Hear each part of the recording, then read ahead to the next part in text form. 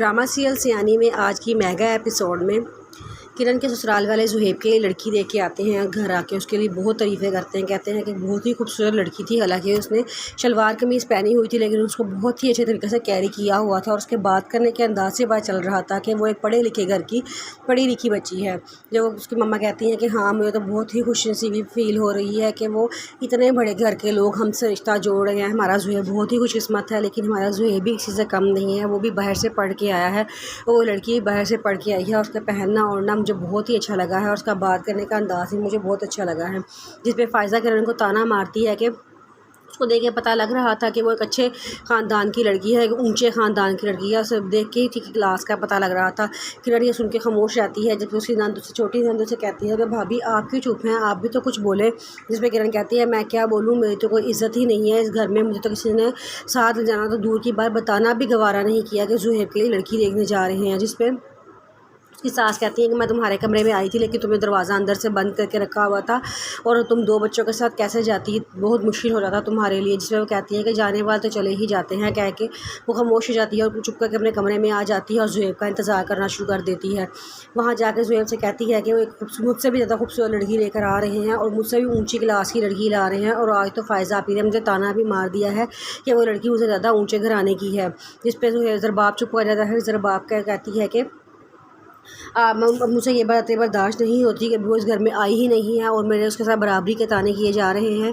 अब मैं चाहती हूँ कि वो उसे घर आए तो हम फ़ौरन ही इस घर से निकल जाएं, हम इस घर से अलग हो जाएंगे, अपने अलग घर में रहेंगे, क्योंकि ये बातें मुझसे बर्दाश्त नहीं होती। ज़रबाब कहता है कि तो तुम्हें क्या मसला है इन घर वालों से। वो कहती है कि उन्होंने मुझे बताना तो क्या, मुझे साथ भी लेके जाना नहीं गवारा किया।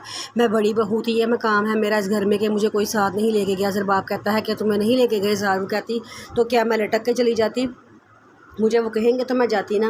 जिसमें ज़रबाब खामोश हो जाता है, फिर अपने मामा पापा के पास जाता है और उनसे बहुत लड़ता है। कहता है कि आपने मेरी बीवी को कोई अहमियत नहीं दी, आप उसको क्यों, मैं मुझे अगर साथ नहीं लेके जाना चाहते थे, मैं मसरूफ़ था, बिज़ी था, आप कम अज़ कम मेरी बीवी को तो ले जाते। वो मेरी बीवी है, वो मेरे बच्चों की माँ है। आपने अभी से उसके नवाल के ताने मारना शुरू कर दिए हैं, उसकी बराबरी करना शुरू कर दी है। तो कल जब वो आ जाएगी तो क्या होगा। मैं बता रहा हूँ मेरा बहुत मुश्किल हो गया है इस घर में रहना। मुझे ज़्यादा आप लोगों ने तंग किया तो मैं अपनी बीवी को और बच्चों को लेके इस घर से चला जाऊंगा। फिर ज़ुहैब के घर वाले आते, ससुराल वाले आते हैं और आके वो बहुत ही मोटर अंदाज से बातें कर रहे होते हैं। वो लड़की सारा टाइम ज़रा भी मुस्कुराती नहीं है, गुस्से में ही बैठी रहती है। ये बात उसकी मम्मा को बहुत परेशान कर देती है। उसकी मम्मा कहती हैं कि वो तो ज़रा भी देर के लिए मुस्कुराई भी नहीं, ना ही उसको घर लगता है कोई ख़ास पसंद आया है। फिर नवाल कहती है कि मैं अपना पूरा घर देखना चाहती हूँ, तो उसकी छोटी नंद उसको पूरा घर दिखाती है। तो कहती है कि आओ मैं आपको किचन भी दिखाऊँ। जिस पर नवाल कहती है किचन मैंने देख क्या करना है, मैंने यहाँ थोड़ी होना है, मुझे तो वो कमरा दिखाओ जो मेरा होगा। जिस पर वो एकदम खामोश हो जाती है। फिर उसको उसके कमरे में ले जाती है जहाँ ज़ुहैब भी बैठा होता है। ज़ुहैब कहता है कि आप यहाँ, तो वो उसकी बहन कहती है कि इन्होंने कहा था कि मैंने अपना कमरा देखना है, मैं इनको अपना इनका कमरा दिखाने के लिए लेकर आई हूँ। ज़ुहैब कहता है कि मुझे ज़रूरी काम था, मैं इसलिए कमरे में आ गया था। तो उसकी बहन को छोड़ के चली जाती है, कहती है आप आपस में बातें करें, मैं चलती हूँ। तो नवाल कहती है कि ये कमरा तो बहुत ही पुराना मटीरियल का लग रहा है और यहाँ कोई कबर्ड्स भी नहीं है। जिस पर ज़ुहैब कहता है कि जब आप कबर्ड्स तो हैं लेकिन वॉशरूम में हैं, और जब आप आएंगे अपने मुताबिक मटीरियल इसका चेंज करवा लेना, मुझे कोई इतराज़ नहीं है। जिस पे कहती है कि हाँ, और आप अपने बारे में बताएं। तो वो आपस में बातें करना शुरू कर देते हैं।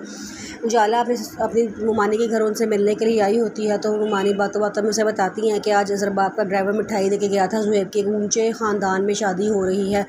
जिस पे बख्तियार भी कहता है कि हाँ, ऊंचे ख़ानदान के लड़कों की शादी ऊंचे ख़ानदानों में ही होती है। तो हमारी बहन की नसीबी थी, खुश नसीबी थी या उसकी चालबाजी थी जो ज़रबाब जैसे इंसान ने उससे शादी कर ली।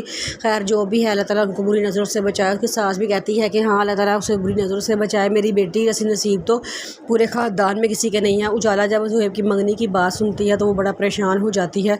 उसके ज़हन में अपने साथ ज़ुहैब के साथ गुजारा हुआ सारा वक्त आता है और वो उसको सोच के थोड़ा सा परेशान होती है। उसकी बहन उसको थोड़ा सा हौसला देती है कि कोई बात नहीं। तो वो कहती है, नुमानी कहती है कि चलो तुम चाहे तो पी लो, मिठाई खाओ, लेकिन वो बहाना करके चली जाती है कि मेरी सास घर में अकेली है और मुझे घर वापस जाना है। उधर नवाल जो ज़ुहैब के लिए लड़की पसंद की होती है, वो अपने घर जाती है, अपनी अम्मा से बहुत लड़ती है। कहती है कि आपने क्या 3rd क्लास के लोगों से मुझे शादी करवाने के लिए राज़ी कर लिया है। वहाँ भाई को तो आपने यूरोप में इतनी अच्छी ज़िंदगी दी हुई है और आप मुझे यहाँ 3rd क्लास लोगों में फंसाना चाहते हैं। उसके पापा कहते हैं कि बेटे वो 3rd क्लास लोग नहीं हैं, वो बड़े अच्छे लोग हैं, वो बड़े इज़्ज़तदार घराने के लोग हैं।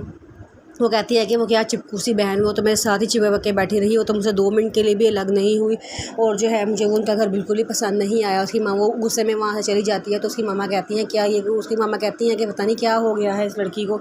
उसके पापा कहते हैं क्या ये गोरे से अभी भी कॉन्टैक्ट में है।